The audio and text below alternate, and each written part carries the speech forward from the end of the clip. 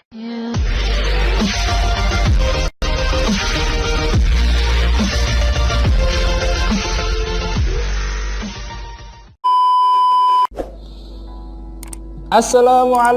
warahmatullahi wabarakatuh. Jumpa lagi bersama saya Pak Nizar.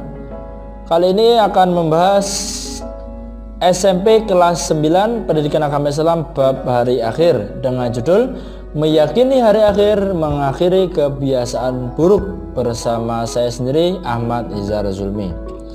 Oke, sebelum kita mulai, marilah kita berdoa terlebih dahulu. Mudah-mudahan apa yang kita pelajari bermanfaat. Mudah-mudahan apa yang kita pelajari diberikan keberkahan dan kelancaran oleh Allah Subhanahu wa taala.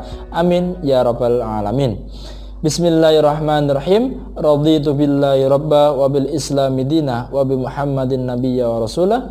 Rabbi zidni ilma warzuqni fahmah bi rahmatika ya arhamar rahimin. Amin ya rabbal alamin. Oke, langsung saja. Sebelum kita mempelajari materinya, kita lihat dulu kompetensi intinya. Ada KI 1 terkait dengan nilai-nilai spiritual, KI 2 sosial, KI 3 pengetahuan, KI 4 keterampilan. Untuk kompetensi dasarnya 1.3 beriman pada hari akhir, 2.3 menunjukkan perilaku mawas diri sebagai implementasi pemahaman iman pada hari akhir. KD 3.3 memahami makna iman pada hari akhir berdasarkan pengamatan terhadap dirinya, alam sekitar dan makhluk ciptaannya. KD 4.3 menyajikan dalil nakli yang menjelaskan gambaran kejadian hari akhir. Tujuan pembelajaran ada 10 poin. Yang pertama, meningkatkan ibadah sebagai bekal kelak di hari akhir. Yang kedua, berdoa untuk memohon pertolongan agar diberikan akhir kehidupan yang baik. Yang ketiga, senang membaca kitab suci Al-Quran sebagai amal soleh untuk bekal di hari akhir. Yang keempat, menguraikan pengertian iman pada hari akhir dengan benar. Yang kelima, menyebutkan macam-macam dan tanda-tanda hari akhir dengan tepat. Yang keenam, menguraikan bukti-bukti bahwa hari akhir itu pasti terjadi dengan jelas. Yang ketujuh, menjelaskan pengertian alam barzah, hari kiamat dan berbagai peristiwa yang terjadi pada hari akhir. Yang kedelapan, membedakan pengertian kiamat sugro dan kiamat kubro dengan tepat. 9, mendeskripsikan kejadian-kejadian yang dialami manusia pada hari akhir dengan benar. Yang ke-10, meningkatkan rasa syukur kepada Allah Subhanahu wa taala karena hari kiamat belum terjadi. Insya Allah ini akan kita bahas di berbagai macam beberapa pertemuan, tidak langsung satu pertemuan. Lanjut. Meyakini hari akhir dan mengakhiri kebiasaan buruk. Yang pertama kita lihat ada gambar pohon tumbang. Ini ya, ini salah satu akibat kebakaran hutan. Bisa disebabkan ulah manusia, bisa disebabkan oleh alam itu sendiri. Yang paling kanan ada gunung berapi. Ini ketika gunung telah mengeluarkan laharnya karena tidak mampu menompang terlalu beban yang terlalu banyak. Nah, ini. Yang ketiga, ada kejadian orang meninggal. Ini terkait dengan tanda-tanda. Oke, kita lanjutkan. Adanya kecelakaan motor. Ini apa ini? Gambar suatu saat ketika bumi telah hancur, mungkin ya gambarannya seperti ini. Nih, kita lihat Qurannya, Quran surat Al-Hajj surat ke-22 ayat 7. A'udzu billahi minasyaitonir rajim. Bismillahirrahmanirrahim. Wa anna as-sa'ata atiyatun la raiba fiha wa anna allaha yab'atsu man fil qubur. Yang artinya, dan sesungguhnya hari kiamat itu pasti datang, tidak ada keraguan padanya, dan sungguh Allah akan membangkitkan siapapun yang ada di dalam kubur. Ini ayat ini menjelaskan bahwasanya janji Allah itu pasti dan kiamat itu pasti akan terjadi. Kita hidup di dunia ini hanyalah sementara, Hari akhir itu pasti akan terjadi. Sudahkah kita menyiapkan bekal di akhirat? Sudahkah kita mengingat tentang kematian? Sudahkah kita pernah mempersiapkan bahwasanya besok kita akan meninggal?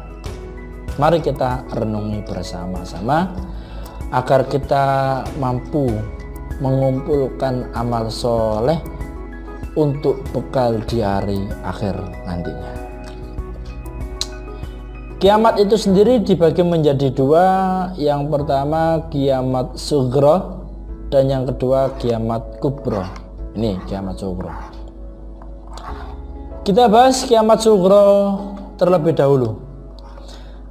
Pada kehidupan sehari-hari mungkin kita pernah melihat bencana kiamat sughra, namun kejadian ini seringkali tidak dianggap serius sehingga banyak yang tidak menyadarinya. Akan tetapi kejadian ini merupakan peringatan yang telah diberikan oleh Allah Subhanahu wa taala kepada manusia agar manusia bertobat dan kembali ke jalan yang benar. Adapun tanda-tanda kiamat sughra, sughra artinya kecil, kiamat yang masih kecil. Yang pertama, meninggalnya seseorang. Memang setiap makhluk yang bernyawa pasti akan mengalami kematian dan akan kembali ke sisi Allah Subhanahu wa taala. Terkadang kematian seseorang akan menimbulkan kesedihan atau musibah bagi diri sendiri maupun orang lain. Namun kejadian tersebut merupakan ketetapan dari Allah Subhanahu wa taala dan sudah sepatutnya kita berserah diri kepadanya serta berdoa agar tetap diberikan ketabahan. Tanda yang kedua yakni bencana alam. Bumi merupakan tempat tinggal yang sangat nyaman bagi manusia. Namun Allah juga dapat memberikan petunjuk kepada manusia dengan perantara bumi, dan salah satu di antaranya yakni bencana alam. Bagi manusia, bencana alam merupakan sebuah musibah yang datang kepada bumi seisinya dan mengakibatkan dampak yang cukup besar bagi manusia itu sendiri. Contoh dari bencana alam yakni banjir, adanya tanah longsor, meletusnya gunung, adanya gempa bumi yang terjadi beberapa tahun yang lalu di Jogja, adanya tsunami yang sangat dahsyat dulu terjadi di Aceh, badai, bahkan wabah penyakit yang terjadi sekarang pun juga termasuk bencana alam, dan masih banyak contoh yang lain. Bencana datang atas kehendak Allah dan atas izin Allah, sehingga manusia hendaknya tabah karena bencana tersebut pasti memberikan hikmah bagi kita serta berdoa agar selalu diberikan keselamatan. Anak-anakku yang kami banggakan, kejadian yang terjadi saat ini semuanya, entah itu banjir, bencana, tanah longsor, gempa bumi, tsunami, bahkan wabah yang terjadi saat ini. Dulu juga sempat ada wabah flu burung. Sekarang ada wabah yang disebut COVID-19. Ya, semuanya itu tak lepas dari izin Allah. Ma asaba min musibatin illa biidznillah. Tidak ada musibah kejadian yang menimpa di bumi ini melainkan atas izin Allah Subhanahu wa taala.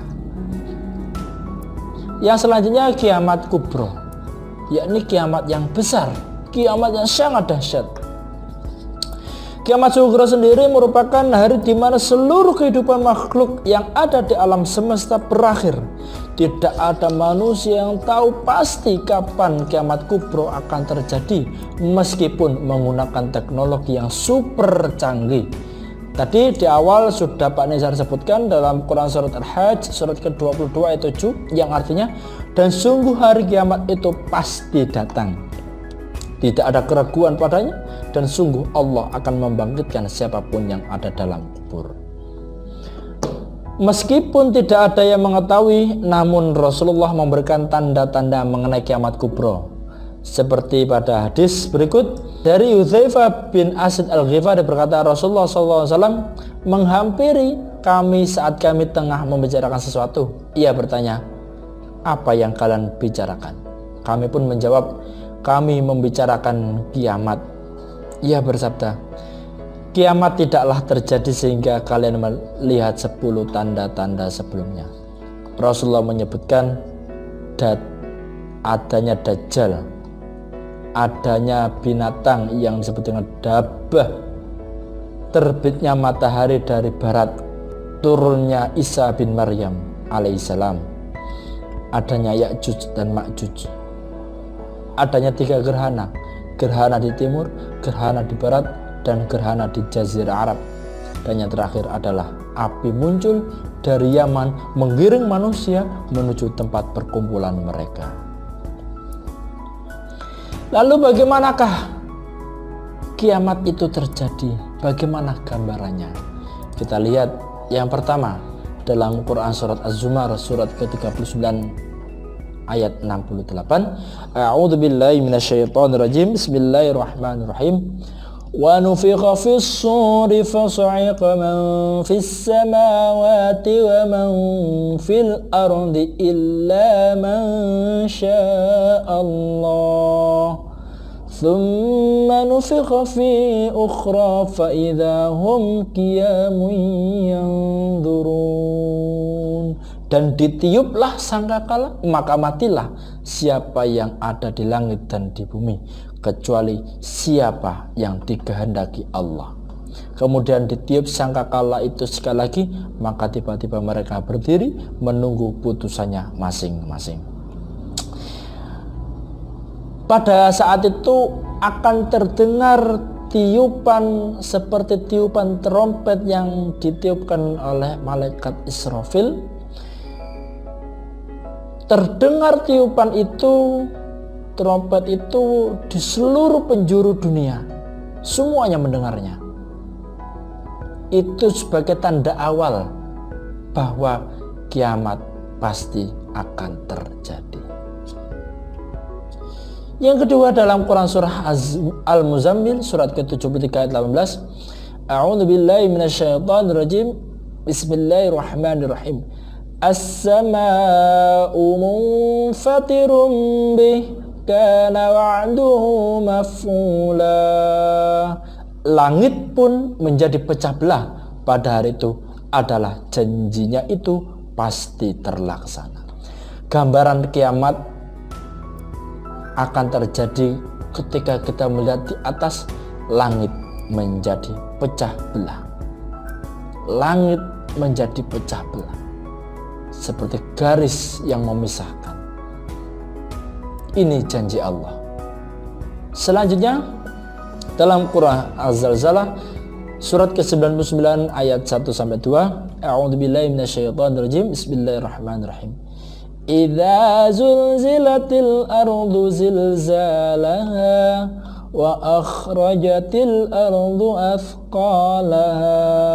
Apabila bumi digoncangkan dengan goncangan yang sangat dahsyat dan bumi telah mengeluarkan beban-beban berat yang dikandungnya.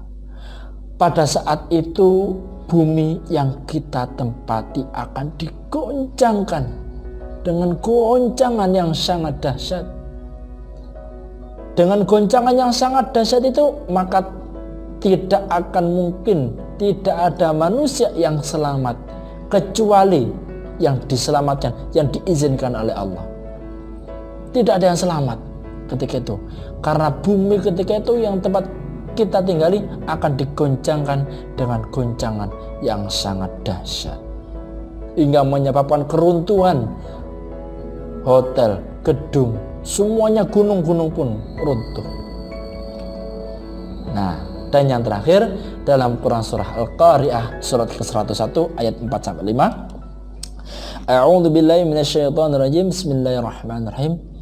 Yauma yakunun nasu kal farashil mabthuth wa takunul jibalu kal ihnil manfush.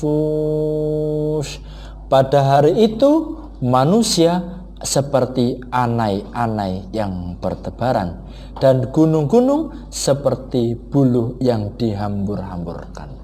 Apa itu anai-anai yang bertebaran?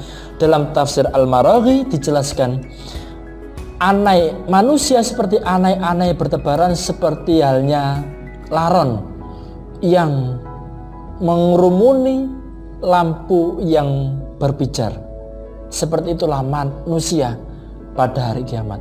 Seperti laron yang tidak tahu arah, hanya melihat satu arah cahaya dan mereka mengikuti cahaya tersebut. Seperti itulah manusia. Tidak tahu arah, tidak jelas arah. Melihat satu cahaya yang terang benderang, mereka mengikutinya. Seperti laron yang mengikuti cahaya. Dan gunung-gunung seperti bulu yang dihambur-hamburkan. Dalam tafsir Al-Maraghi pun dijelaskan, gunung seperti bulu. Bulu apa? Bulu domba. Bulu domba yang diawet-awetkan, dihempaskan, ditiupkan angin. Seperti itulah gunung-gunung nantinya, seperti bulu domba yang diawet-awetkan. Anak-anakku yang kami banggakan, mungkin gambaran sedikit terkait dengan kiamat ini dapat kita jadikan renungan.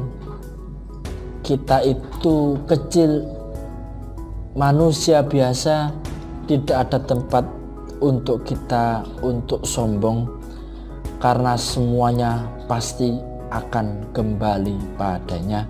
Inna lillahi wa inna ilaihi raji'un. Semuanya pasti akan kembali pada Allah. Tidak ada yang pantas untuk kita sombongkan. Semuanya, harta kekayaan kita, uang kita, rumah kita, mobil kita, semuanya tidak ada yang pantas kita sombongkan, karena semuanya pasti akan kembali pada Allah dengan membawa amal masing-masing. Amal kebaikan kita sejauh mana, amal keburukan kita seberat apa, semuanya pasti akan dimintai pertanggungjawaban. Lalu bagaimanakah peristiwa setelah kematian? Ada yang namanya yaumul barzah, yaumul ba'ats, yaumul mahsyar, yaumul mizan, yaumul hisab. Semuanya akan berurutan nantinya. Bagaimana gambarnya akan kita bahas di pertemuan selanjutnya. Mudah-mudahan kita selalu dalam keadaan sehat walafiat.